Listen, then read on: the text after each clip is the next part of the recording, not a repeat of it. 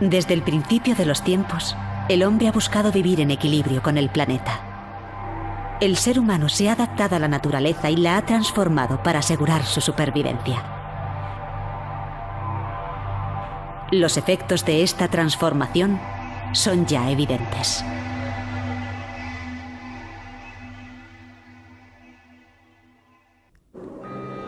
La temperatura de la Tierra aumenta. El nivel de los mares sube. Mayor frecuencia de incendios. Patrones migratorios que cambian. Riesgo de desertificación. Huellas de un cambio que podría estar sucediendo demasiado rápido. Asistimos a un cambio mundial. Es una realidad inequívoca que tiene su origen en la actividad del hombre. Es the effect that human beings have on the atmosphere. Un problema cuyas consecuencias no sabemos predecir. Derivado sobre todo de la emisión de gases de efecto invernadero. Estamos quemando tantos combustibles fósiles. Esta es una situación grave sobre todo para la humanidad. Something very significant is happening to the planet. What can we do now to avoid the impact of climate change? Es el precio que tenemos que pagar por el nivel de vida y la demografía que hemos alcanzado en el planeta. Las soluciones existen. Aún no es demasiado tarde para cambiar las cosas. Pero hemos de actuar ahora. Hoy.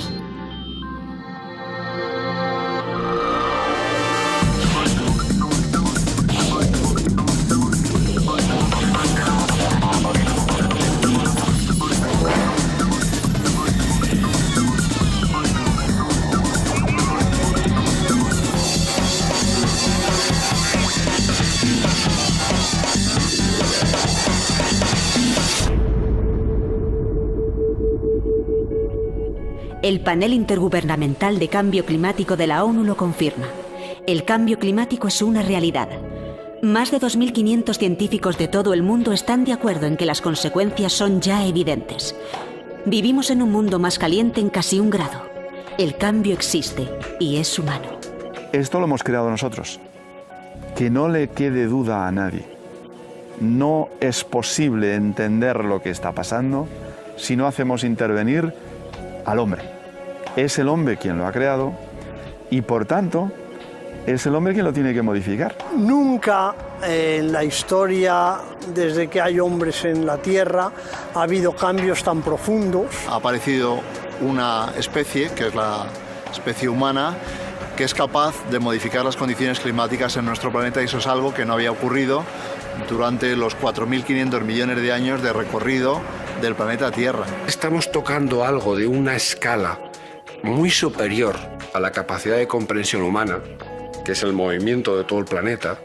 Hay unos efectos de incertidumbre que todavía hacen que la acción sea más necesaria. Las previsiones afirman que en décadas gran parte de los glaciares podría desaparecer.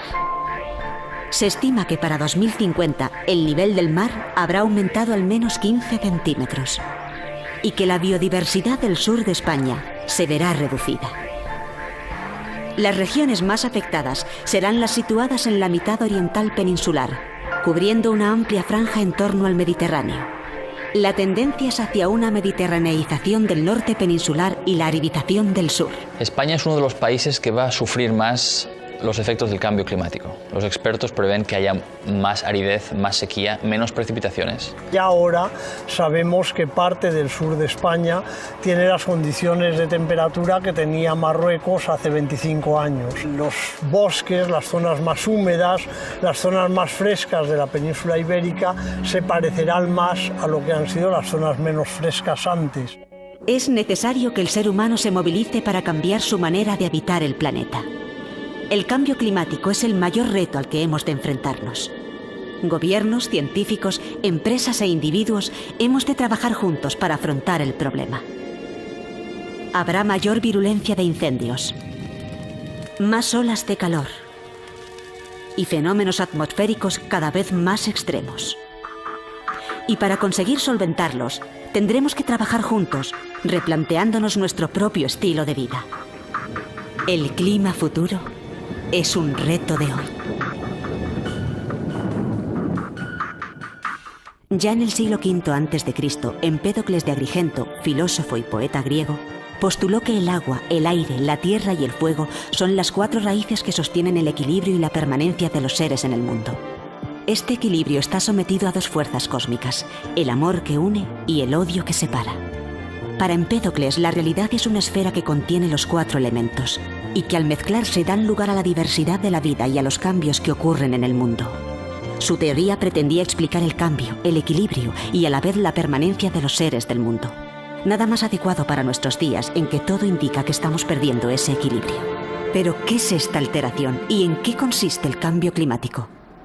Es una alteración que procede de un incremento de la concentración de gases de efecto invernadero en la atmósfera y que el efecto más importante que tiene es un incremento de la temperatura media de la superficie terrestre. Una manta que le hemos puesto alrededor de la Tierra y que hace que el calor que viene del Sol se retenga.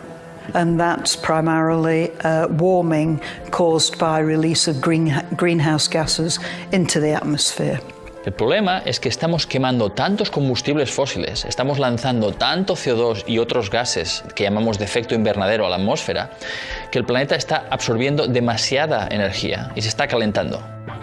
Existe un flujo de energía constante entre el espacio, la atmósfera terrestre y la superficie de la Tierra que hace posible mantener la temperatura en el planeta. La Tierra recibe radiación solar y, a su vez, emite energía hacia el espacio. Gran parte de esta energía es absorbida por los gases de la atmósfera. Esto es el efecto invernadero. Cuando el equilibrio se rompe en este fluido energético, la atmósfera retiene más calor y el planeta se calienta. En las últimas décadas la temperatura terrestre ha aumentado en casi 1 grado debido al incremento de dióxido de carbono en la atmósfera. Los primeros cambios comenzaron no en la Tierra, sino sobre ella, en la atmósfera. Una de las características fundamentales que permite la vida en la Tierra es que tiene una atmósfera que tiene una composición de gases que es capaz de retener el calor. Si no existiera atmósfera en el planeta Tierra, la temperatura promedio sería 30 grados por debajo de la actual, es decir, sería imposible habitar el planeta Tierra. Y esos gases son sobre todo el dióxido de carbono, pero son otros gases también como el metano, el óxido nitroso y compuestos sintéticos que no existían antes como los CFCs. Algunas soluciones potenciales están apareciendo, pero no serán eficaces a no ser que la sociedad modifique sus sistemas de consumo energético. En nuestro país el transporte representa aproximadamente el 50% del consumo energético final. España tendría que abordar muy rápidamente el problema de cómo controlar las emisiones procedentes del sector del transporte. Sería impensable en estos momentos nuestra forma de vida sin el petróleo. Esta materia prima que la Tierra sintetiza tarda 1 millón de años en sintetizar, nosotros lo estamos utilizando a raíz de 160.000 litros cada segundo que pasa. Algo no va bien. Un regalo que nos ha permitido llegar a donde estamos, lo estamos agotando a una velocidad excesiva, además con el problema añadido de la liberación de gases que tienen efecto invernadero y tienen un efecto sobre el cambio climático. Una de las soluciones es proporcionada por la propia atmósfera. La energía cinética generada por efecto de las corrientes de aire puede ser convertida en energía a través de molinos de viento. España es el segundo productor de energía eólica de Europa, después de Alemania, y con unos niveles de producción cercanos a los de los Estados Unidos. Anualmente la energía eólica produce unos 36.000 gigavatios hora, un 10% de la producción eléctrica nacional. Si no tenemos gas, no tenemos petróleo y apenas tenemos carbón, tenemos que mirar hacia las energías que tenemos. Las energías que tenemos hoy son las que llamamos renovables, son las que proceden del viento, del sol, del agua. Los que hemos vivido la historia del desarrollo renovable en España en los últimos 10 años, hemos pasado de representar prácticamente cero a representar cerca del 20% del consumo eléctrico de España, ahora mismo que los podemos estar produciendo con el viento y con el sol.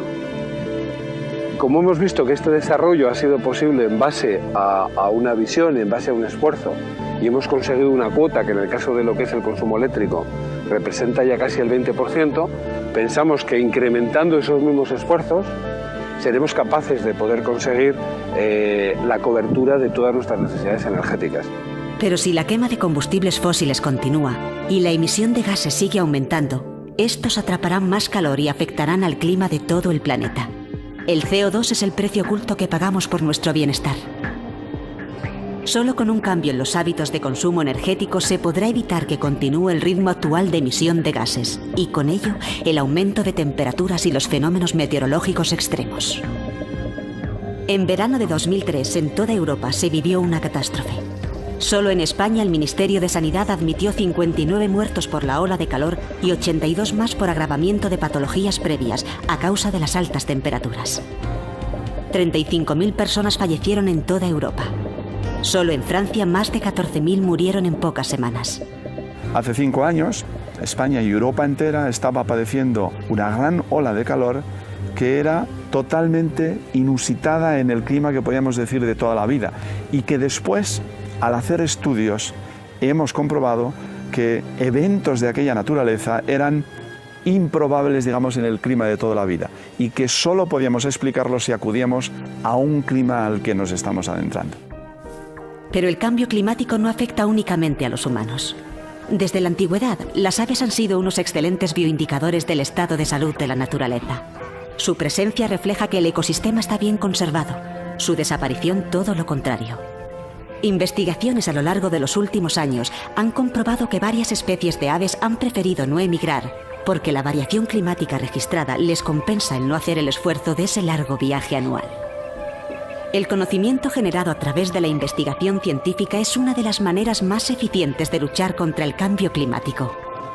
Este conocimiento permitió la advertencia del fenómeno en la década de los 70 y motivó la búsqueda internacional de acciones para hacer frente a este problema.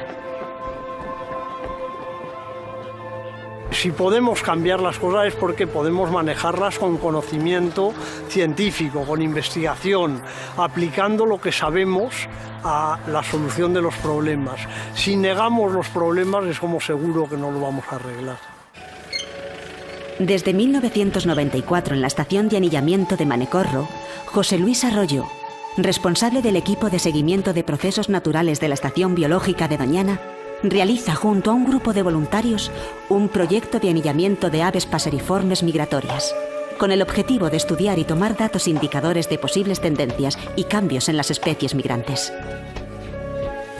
Por ejemplo, es el del papamosca cerrojillo, que tienen que migrar a mucha más distancia, pues esos cambios le están afectando a la hora de la reproducción, de tener un éxito reproductor superior, y la población de esas especies está bajando. De hecho, nosotros encontramos que desde los primeros años de captura hasta los últimos, esa es una de las especies que más ha variado, de hecho es de las que más ha descendido en el número de capturas. Si eso puede tener que ver con el cambio climático o no, habrá que verlo en una serie más larga de años y con otros parámetros y otros factores, pero puede indicar que por ahí puede haber algún tipo de cambio o de adaptación o de una poca adaptación a esos cambios. Desde el inicio del proyecto se han capturado unas 54.000 aves de 106 especies diferentes. Los 4.000 ejemplares, que son anillados en cada campaña, ofrecen una información preciosa para comprobar las modificaciones de los patrones migratorios. El marcaje que vamos a hacer con estas anillas, que son como si fueran un DNI del pájaro. Cada anilla, dependiendo del grosor que tenga la pata del ave, buscaremos un modelo de anilla diferente. En este caso le vamos a colocar las de este modelo, que serían la 2A216101. La vamos a colocar con estos alicates especiales que tienen unas muescas para cada grosor de anilla. Y este sería pues el DNI, digamos, que no se suele repetir, a no ser que sea de otro país. Esos datos luego, todos los datos que vamos a tomar aquí serán centralizados en la oficina de anillamiento que hay en Madrid y estarán a disposición de todas las personas que soliciten cualquier información sobre ello. Desde el amanecer hasta el atardecer y durante 9 semanas, el grupo de voluntarios realiza el mismo proceso de anillado y clasificación con las más de 4.000 aves que son recogidas en cada campaña. En toda la geografía española son cientos los voluntarios medioambientales que participan en diferentes campañas de manera altruista y desinteresada, contribuyendo así a conocer el comportamiento de las aves en programas científicos de seguimiento de poblaciones animales. 81,5. El tarso. 20,5. Y por último, el peso.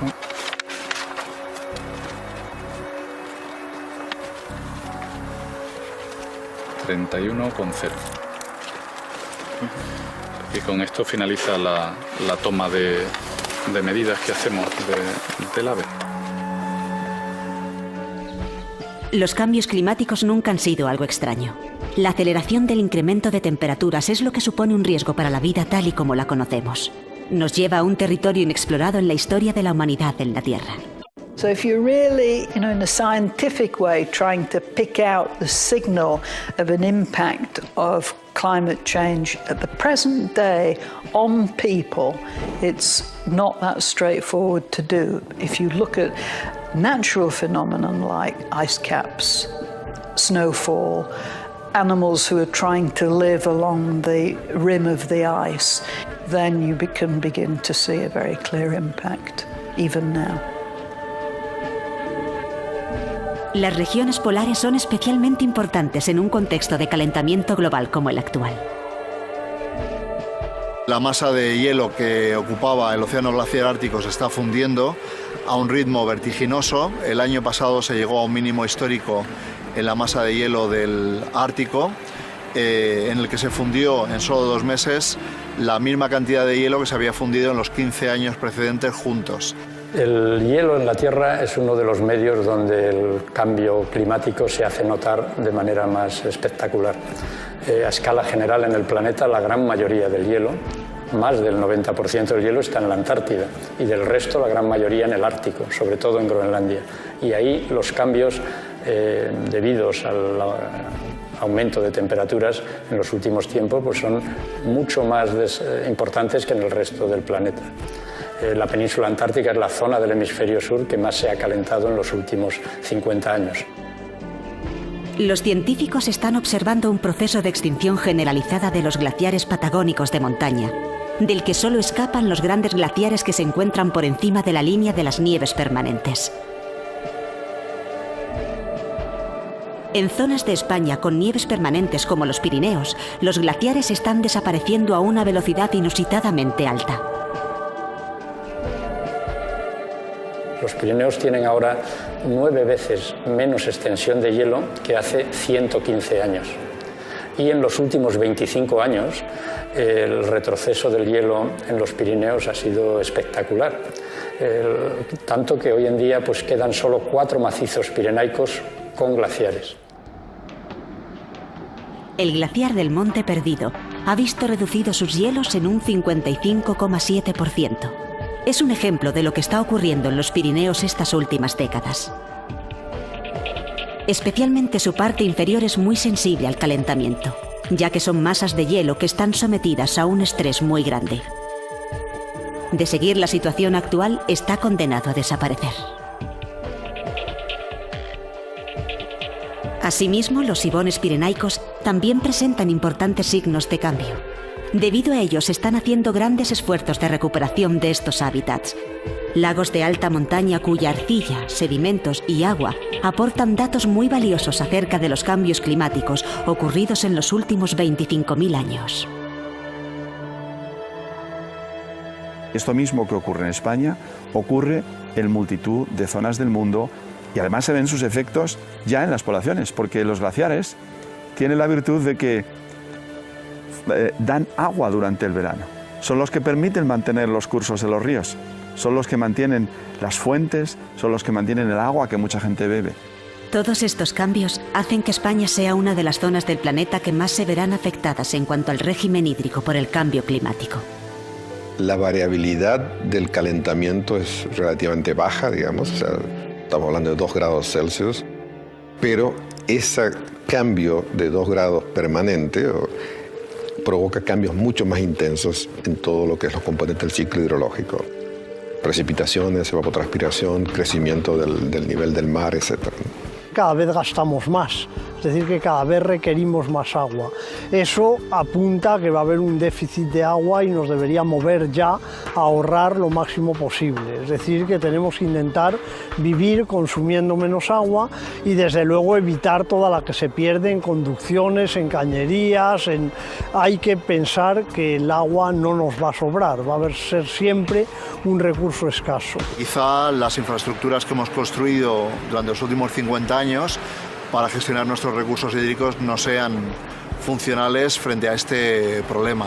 Hemos construido muchos embalses para regular nuestros ríos, pero los embalses aumentan la evaporación del agua continental hacia la atmósfera y suponen en el fondo una pérdida neta de agua, no una ganancia. También los caudales que eventualmente llegan al océano se están viendo muy disminuidos y mermados, y esto supone una pérdida de fertilidad. El que el agua dulce llegue al océano es fundamental como parte del ciclo del agua.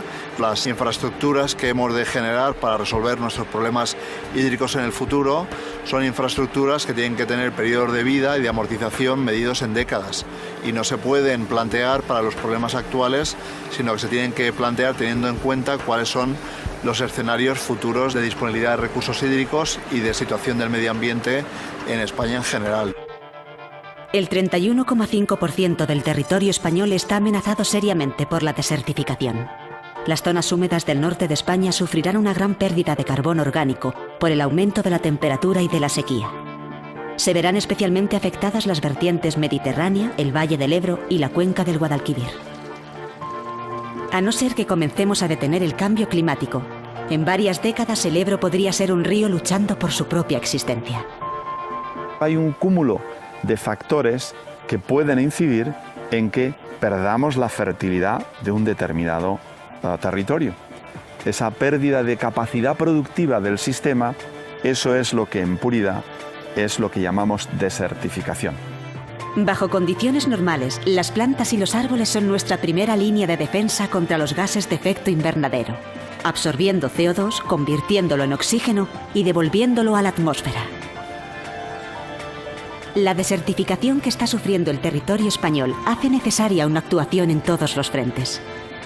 Los parques nacionales han puesto en funcionamiento programas educativos y de voluntariado para implicar a los propios ciudadanos en el cuidado y la reforestación de la naturaleza. Las actividades que estamos realizando en este momento están dentro del programa de voluntariado en parques nacionales.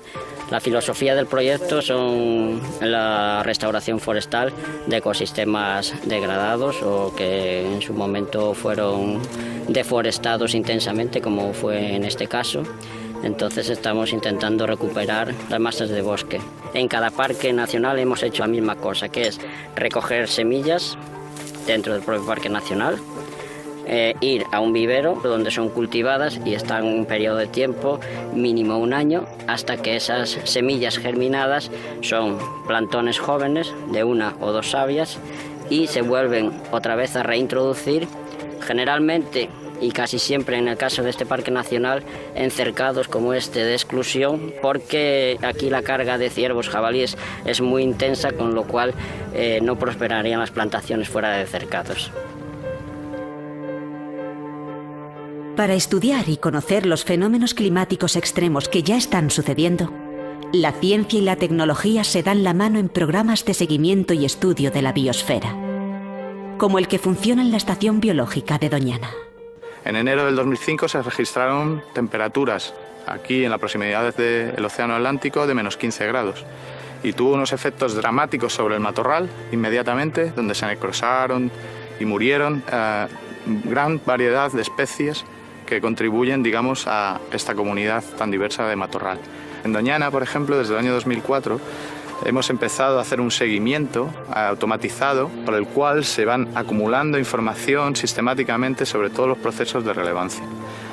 En el caso concreto de la estación ecofisiológica, la especie importante es la sabina. ¿Por qué la sabina? Porque la sabina es la especie predominante en las arenas estabilizadas de lo que se denomina el manto eólico de Doñana. En el caso de la sabina, al final puso de manifiesto una mortalidad y un daño en copa que ha sido posible cuantificar gracias a estas parcelas de seguimiento. De forma que ahora sabemos realmente desde el punto de vista fisiológico y desde el punto de vista demográfico cuáles fueron los efectos de este evento extremo como consecuencia del cambio climático. Estos cambios de temperatura están obligando a poner en funcionamiento también medidas de adaptación, como ocurre con los viñedos que comienzan a plantarse en zonas cada vez más altas. La sequía y las altas temperaturas suponen un peligro para los territorios forestales y la población.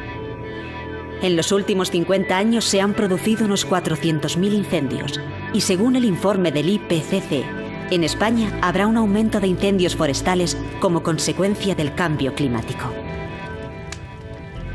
Hace 5 años el Parque Natural del Alto Tajo sufrió uno de los mayores incendios de las últimas décadas. A día de hoy, gracias al trabajo realizado por voluntarios, técnicos y científicos, los robles, los tejos y otras especies devastadas vuelven a brotar siguiendo un plan de regeneración forestal a largo plazo que ha transformado el espacio en un gran laboratorio de parcelas donde la vida renace a cada paso. Después de terminar los trabajos de extinción del incendio, durante las primeras semanas de agosto de 2005, todo el Servicio Provincial de Guadalajara nos pusimos a trabajar en el diseño de las actuaciones de restauración de toda la zona afectada. Durante esos días y todavía con los sentimientos a flor de piel por todas las cosas que habían sucedido y habían ocurrido a lo largo de este incendio, pues comenzamos a trabajar con toda nuestra energía en la retirada de todo el material vegetal y la madera que se vio afectada por este incendio. El incendio que ocurrió en Guadalajara fue un incendio que ocurrió en condiciones extremas.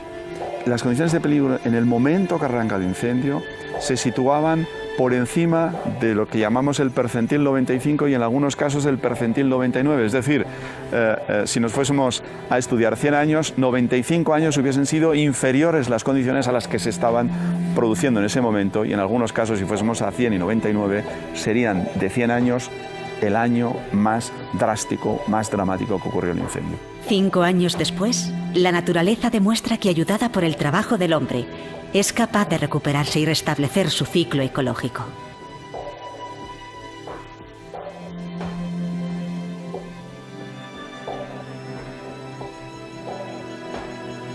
Pero la defensa contra el cambio climático también pasa por la observación y el análisis de los problemas en un contexto mundial. En muchos lugares del planeta, los científicos están estudiando sus efectos en los diferentes hábitats. Sierra Nevada forma parte, junto a otras 28 reservas de la biosfera, de un proyecto de seguimiento global auspiciado por la UNESCO. Su objetivo es evaluar las consecuencias del cambio global a través del seguimiento y estudio de procesos asociados al cambio climático. De esta manera, serán capaces de identificar con antelación los cambios en las especies y ecosistemas monitorizados y poder ofrecer estos resultados para mejorar la gestión de la biodiversidad a nivel internacional.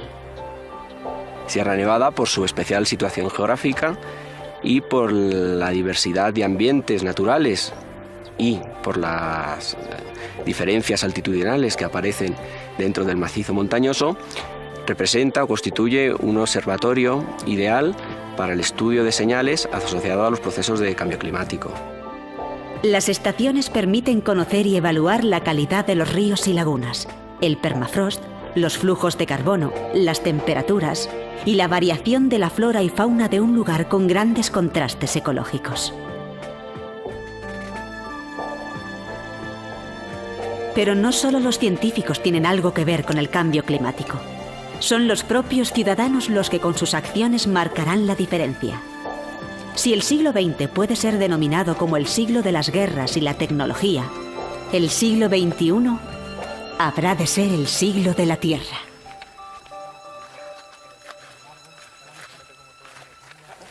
El Parque Nacional de Cabañeros fue declarado con los principales objetivos de conservar sus valores naturales, representativos de los bosques mediterráneos mejor conservados, y de sensibilizar a la población al respecto, ¿no? A los visitantes, a la población del entorno y en general a todos los ciudadanos, ¿no? En el marco de estos objetivos se organizan distintos campos de voluntariado en colaboración con distintas asociaciones no gubernamentales. Hay dos partes que debería incluirse en cualquier proyecto de restauración forestal. Por una parte el mantenimiento y por otra parte la evaluación o seguimiento. De tal manera que podemos saber qué especies han funcionado mejor y en qué porcentaje. Este es un ejemplar de quejigo y vamos a hacer la medición de la altura y del crecimiento. Estamos dispuestos a hacer cosas porque los peores escenarios no se materializan. Estamos dispuestos verdaderamente a hacerlo. Y cada uno, con pequeños gestos, hasta los grandes gestos que corresponden adoptar a los distintos gobiernos en decisiones importantes que van a cambiar nuestra forma de vida, pues desde lo pequeño hasta lo más grande, solo ocurre si cada uno de nosotros estamos preocupados y concienciados. Is a problem that can only be tackled by the whole global population. Todos somos parte del problema ambiental del planeta, pero también somos parte de la solución. Pequeñas acciones llevadas a cabo por individuos o por colectivos de ciudadanos pueden parecer irrelevantes, pero combinadas pueden tener una influencia global. Todos estos colectivos, en mi opinión, son como el sistema inmunológico del planeta. Son la primera línea de defensa de la vida en la Tierra.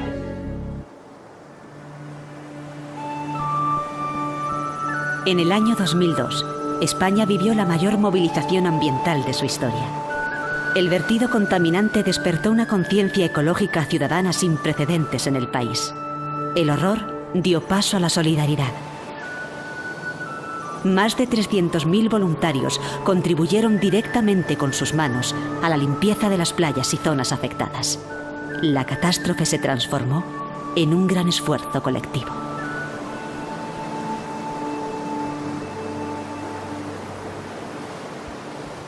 Aquí foi de chapapote, estaba todo isto cubierto de chapapote. A altura del muelle se ve allí y después pues todos a limpiar. Gracias a los voluntarios que vinieron, si no, no sería más sacado de aquí de la isla de Ons. Tanto por dentro como por la parte de fuera. Aquí foi un mundo de Nuestro Señor. Ahora está ben, Ahora por aquí non hai...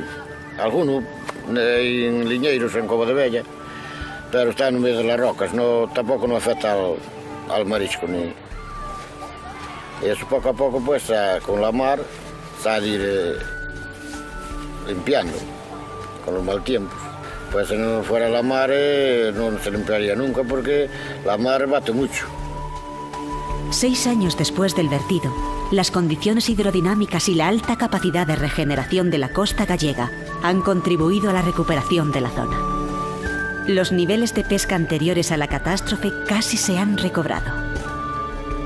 Aún pasará tiempo para que todo vuelva a ser como era. Pero gracias al esfuerzo de muchos, la situación ambiental se ha normalizado. La globalización del problema ambiental es nueva para la sociedad, no es nueva para los naturalistas. Ya en el siglo XIX pues se buscaba la ley general de la naturaleza, ¿no? Ya se sabía que la Tierra era solo una y lo que hacías en unos lugares repercutía en otros. Ahora lo sabemos muchísimo mejor. La única manera de solucionar el problema a medio y largo plazo es recurriendo a energías renovables diferentes de las actuales. Es decir, que la economía de los combustibles fósiles toca su fin inevitablemente. La ecuación es renovables al máximo de sus posibilidades, pero también eficiencia, hacer más con menos y ahorro. ¿Qué ahorro significa? Una cuestión que sociológicamente es muy importante. Preguntarnos qué precio estamos dispuestos a pagar por tener un medio ambiente mejor, por combatir el cambio climático. Conviene utilizar los recursos propios y en este sentido las renovables es el único recurso propio que tiene nuestro país, hace que todas las fuentes renovables, pero especialmente la eólica y sobre todo la solar, sean las que, en mi opinión, tienen un futuro más brillante por delante. Es posible suministrar la totalidad de las necesidades energéticas del planeta utilizando las fuentes de energía renovable como concepto de futuro y como vector de futuro. Tenemos que utilizar la bolsa económica de los que estamos emitiendo más de lo que debemos, que lo tenemos que pagar y lo tenemos que transformar en apoyo a la inversión en nuevas tecnologías en aquellos países que necesitan más energía de la que tienen. Se trata de que en la nueva generación en la que el petróleo nos ha dado un salto de elevación de la calidad de vida, seamos capaces de que ese nivel tecnológico y ese nivel en el que hemos conseguido en las últimas décadas lo apliquemos en las energías renovables para mantener un modelo de vida que a su vez probablemente sea algo más razonable, algo más moderado que el que hemos mantenido ahora en cuanto a crecimiento de consumo energético, pero mantengamos un modelo de vida que sea con todo lo positivo del modelo actual, extendiéndolo lo más posible a toda la parte de la humanidad que aspira a tener ese modelo actual de desarrollo y utilizando la inteligencia del hombre y la tecnología para que las energías renovables vuelvan a ser la energía fundamental que mueva ese desarrollo como lo fue siempre en la historia del planeta. Hay mucho trabajo por desarrollar y, de hecho, la investigación y el desarrollo en esta cuestión es clave. Según el estudio de cambio climático en España, las aguas del mar están experimentando una subida de temperaturas y un crecimiento de entre 2 y 3 milímetros por año en el norte de la península y un poco menos en el Mediterráneo. Para el año 2050, en la cornisa gallega y norte de Canarias, la cota de inundación será de 35 centímetros y en el litoral mediterráneo de 20 centímetros. The panel, this particular chapter, focuses on the documented changes in the oceans. Changes that have been documented were, first of all, warming on the upper parts of the oceans, although smaller than the warming than we have in the atmosphere.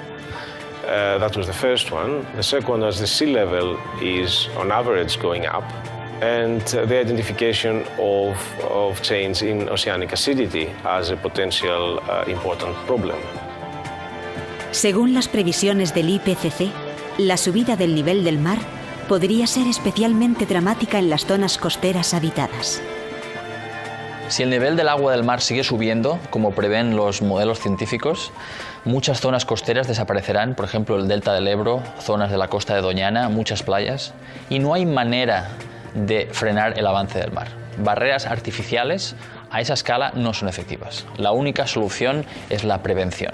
Hay que reducir las emisiones ahora. Accelerated warming, accelerated melting, very large icebergs being discharged into the sea.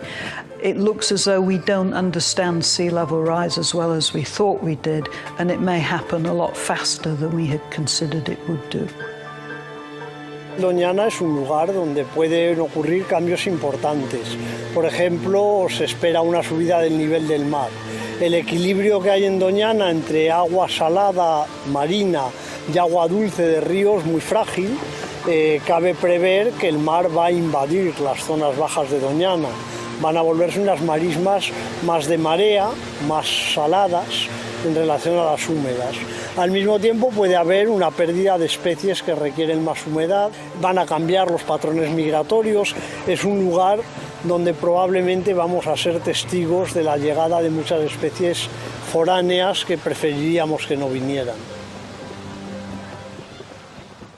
Pero el cambio climático no solo aumenta el nivel de los océanos, sino que también puede modificar su temperatura y a algunos seres vivos que los pueblan. Los océanos son los mayores absorbedores de CO2, aparte de la atmósfera. El Mediterráneo es el mar más explotado del planeta y ha sido explotado desde la antigüedad. Los grandes animales, como las focas, los grandes tiburones, han prácticamente desaparecido del Mediterráneo y nuestro mar se está llenando de medusas y de algas invasoras. El futuro no es muy halagüeño, pero podemos mejorar el estado de salud de nuestro mar si reducimos la presión pesquera, la contaminación y creamos muchas reservas marinas donde la vida marina pueda recuperarse. En el Mediterráneo, uno de los marcadores del cambio climático son las praderas de posidonias. Recientemente han comenzado a desaparecer. Las posidonias tienen un papel muy importante en el ecosistema mediterráneo, no solamente como hábitat para peces, como fuente de oxígeno para el ecosistema, como sumideros de dióxido de carbono, que son los sumideros más importantes del Mediterráneo, sino que también las propias hojas de la planta, cuando llegan a la playa en el otoño, tienen un papel importante porque protegen la playa frente a los temporales y además alimentan a la playa de materiales. Y desde hace unos 20 años en muchas playas se ha instaurado o instalado la política de gestionar estas playas retirando estas masas de, entre comillas, algas, porque no son algas, son plantas superiores, para que la playa tenga un aspecto más limpio. Pero en realidad lo que se está haciendo es retirando la fuente de alimento de la playa y por lo tanto potenciando de forma muy importante el proceso de erosión que las playas están sufriendo por el cambio climático. Pero no solo la protección de la flora y fauna mediterráneas es fundamental para atenuar el impacto del cambio climático. El crecimiento insostenible de la construcción está contribuyendo a que el litoral mediterráneo pierda su proverbial riqueza. El modelo urbanístico, sobre todo centrado en las costas, ha significado unos impactos biogeofísicos fortísimos de ocupación de territorio a veces frágil, porque no podemos olvidar una cosa: cuando se cementa el suelo queda como sellado. Sellar el suelo significa un impacto fortísimo sobre los ecosistemas y los propios hábitats y el funcionamiento de esa zona. It is patently obvious that if you are in an area where sea level rise is a threat, because in addition to climate change you have, for example, land going downwards, you shouldn't build anymore. You should move away. Indeed, that would cause financial problems in the short term for people that already have properties, but it is up to the governments to plan in a way which is going to be sustainable for the next 50, 60 or 70 years. The alternative, of course, is to develop coastal protection mechanisms. Pero también hay lugar para la esperanza. Una generación está comenzando a cambiar lo que muchas otras han dejado de lado.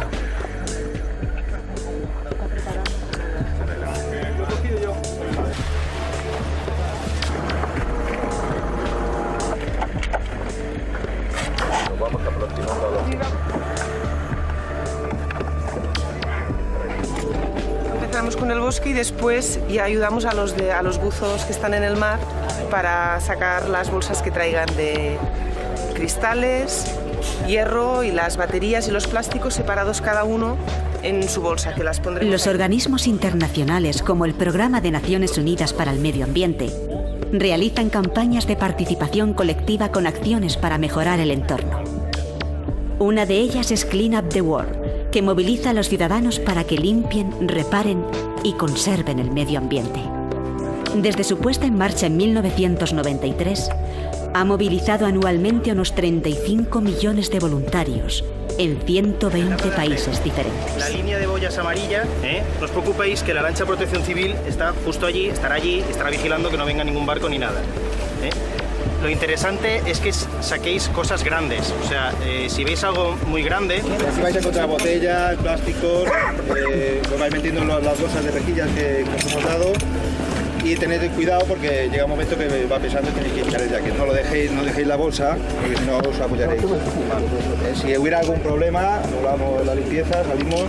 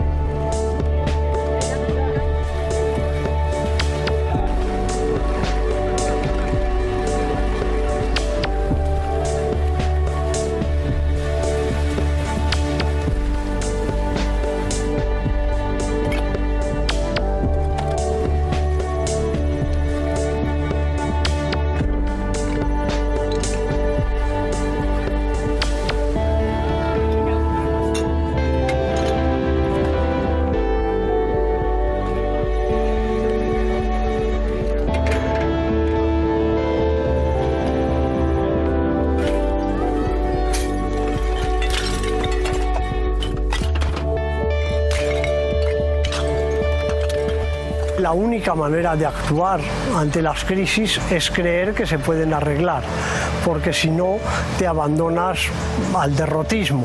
Si sabes que el Titanic se va a hundir, hagas lo que hagas, pues comparto que lo mejor es escuchar cómo toca la orquesta, bailar y beberte el último champán que quede, ¿no? Porque aquello no tiene arreglo. Nosotros creo que tenemos la obligación todos de tener ese optimismo de la voluntad que nos haga trabajar para que nuestro Titanic no se hunda, ¿no? If we act, we can protect society and we can avoid having large damages in the future. Tenemos que ser enormemente eficientes, rigurosos en nuestro consumo de energía. It's not difficult to find the answer. The answer is you have to reduce your greenhouse gas emissions. The difficulty is in how you do that. Motivating people to recognize that they have a responsibility not only to the future health of the planet. Y ahora hace falta un liderazgo en cuanto a decir, estas son las soluciones, apliquémoslas. El cambio climático es un asunto de ayer, no de mañana. Conectar mucho más con toda la ciudadanía, informar mucho más. Tenemos que ponernos a dieta energética. Tenemos que de alguna manera modificar los hábitos de consumo para ahorrar y ser mucho más eficiente. Ser más eficiente significa hacer lo mismo con menos. Todos somos parte del problema y todos debemos ser parte de la solución. Tener una buena información fiable, unas buenas redes de observación y que sepamos de verdad lo que está ocurriendo y tener modelos de lo que puede ocurrir. Todos tenemos muchas responsabilidades y una fundamental que tenemos es la de ser padres, ser abuelos también, y eso supone una responsabilidad frente a nuestras generaciones futuras que tenemos que ejercer. Vivimos en un planeta pequeño, en una barca que es la barca de todos, eso que se dijo la primera vez que vimos la Tierra desde el espacio, y es nuestro único hogar. Tardaremos bastante tiempo en tener otros, quizá los tengamos en el espacio, pero mientras solo tengamos este, es muy pequeño y cualquier cosa que hagamos en una esquina repercute en toda nuestra casa. En la nave espacial Tierra no hay pasajeros, todos somos tripulación.